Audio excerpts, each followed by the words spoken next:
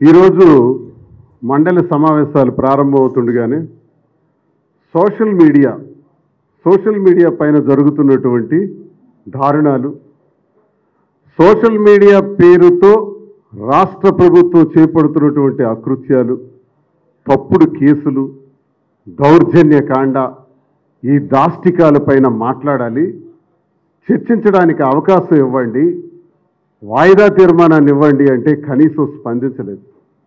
వాయిదా తీర్మానం ఇవ్వాల. మరి మేము ఎక్కడ మాట్లాడాలి?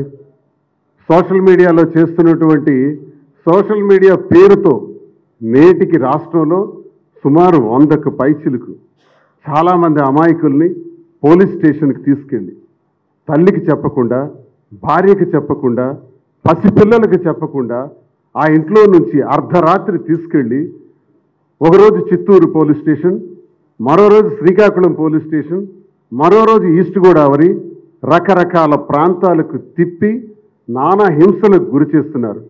నేను ఒకటి సూటిగా ప్రశ్నిస్తున్నాను.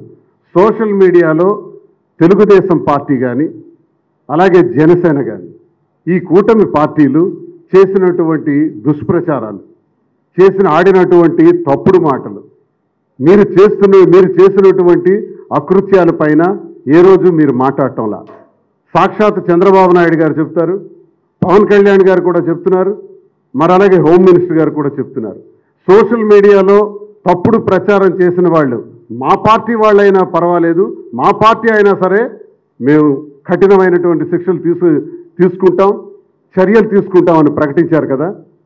సామాన్యుడి నుంచి, వైఎస్ఆర్ కాంగ్రెస్ పార్టీ కార్యకర్త దగ్గర నుంచి ఆఖరికి మా వరకు కూడా. నిన్నను మన 19వ తారీఖున టెక్కలి పోలీస్ స్టేషన్లో నా పైన ఒక కంప్లైంట్. సోషల్ మీడియాలో నేనంట పవన్ కళ్యాణ్ గారిని ఇష్టానుసారంగా దుర్భాషలాడానంట, చెప్పు చూపించానంట. నిజమే, చూపించాను. కానీ అంతకుముందు మీరేం చేశారు?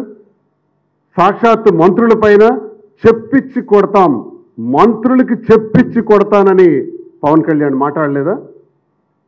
పవన్ కళ్యాణ్ నువ్వెంత, నీ స్థాయి ఎంత, నీ బ్రతికెంత అని సాక్షాత్తు జగన్మోహన్ రెడ్డి గారిని ఉద్దేశించి మాట్లాడలేదా? నా చెయ్యందినంత దూరం దొరికితే ఒక్కొక్క వైసీపీ నా కొడుకుని కొట్టి పడేస్తానని అనలేదా? వైసీపీ నా కొడకల్లారా అని మాట్లాడలేదా? మీరు మాట్లాడినటువంటి మాటలు రికార్డ్స్లో లేవా? మరి దానిపైన కేసు కట్టరా? అందుకు సంబంధించి నేను ప్రతిస్పందించి రియాక్ట్ అయి నేను 18వ తారీఖు 10వ నెల 2022వ సంవత్సరంన పవన్ కళ్యాణ్ తాలూకా మాటలకి నేను సమాధానం చెప్పాను. మరి ఇదే సంవత్సరం 19వ తారీఖు 2024వ సంవత్సరం నా పైన ఎఫ్ఐఆర్. ఈ డేట్స్ చూడండి. Occurrence of the offence 18/10/22. మరి డేట్ ఆఫ్ కేసు కట్టినటువంటి రోజు 19/11/24 ఎఫ్ఐఆర్. ఇది నేను చేసింది నేరమా? నువ్వు మాట్లాడితే నేరం కాదా? మీరు ఇష్టానుసారం జగన్మోహన్ రెడ్డి గారిని ట్రోల్ చేసి మాట్లాడితే నేరం కాదా? వైఎస్ఆర్ కాంగ్రెస్ పార్టీ మహిళా నాయకులపైన, మహిళలపైన ఇష్టానుసారంగా మాట్లాడితే నేరం కాదా? వాటిపైన కేసులు కట్టరా? మహిళలపైన అసభ్యంగా మాట్లాడితే కఠిన చర్యలు తీసుకుంటామని హోమ్ మినిస్టర్ గారు చెప్పారే, మరి వాళ్ళపైన చర్యలు తీసుకోరా? మా పైన కేసులు కడతారా? ఒకటే నేను తెలియజేస్తున్నాను.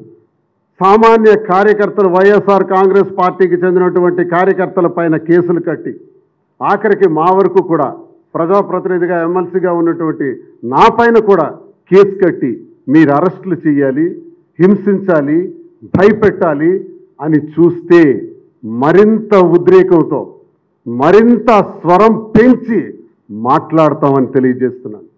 ఇంకా మాట్లాడతాం, ఇంకా గట్టిగా మేము కౌంటర్ చేస్తాం. మేము ప్రజా గొంతై మాట్లాడతాం. వైఎస్ఆర్ కాంగ్రెస్ పార్టీ తరఫున జగనన్న కోసం మేమందరం గట్టిగా ఉంటాం, ప్రజల పక్షాన మాట్లాడతాం. ప్రజల గొంతై మాట్లాడితే నేను హౌస్లో కూడా, మన కౌన్సిల్లో కూడా మద్యం మీద మాట్లాడాను, మద్యం మీద ప్రశ్నించాను.